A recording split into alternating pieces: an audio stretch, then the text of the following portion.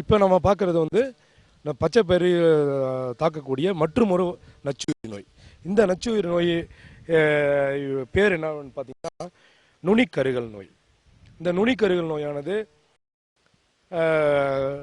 இந்த நுனியானது வந்து கருகி செடிகள் வந்து மலட்டுத்தன்மை அடைந்து எந்த ஒரு அதிக மகசூல் இழப்பை ஏற்படுத்திவிடும். இந்த நோய்களை கட்டுப்படுத்த இந்த நோயானது ஒரு வயலிலிருந்து இன்னொரு வயலுக்கு இளைப்பெண்கள் மூலமாக பரவுகிறது. இந்த பெண்களை கட்டுப்படுத்த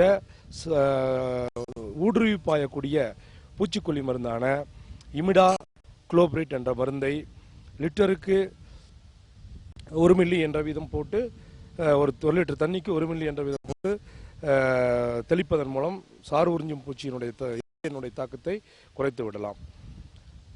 மற்றும் இது போன்ற பாதிக்கப்பட்ட செடிகளை அவ்வப்பொழுது தொடர்ந்து பிடுங்கி எரித்து விடுதல் வேண்டும்.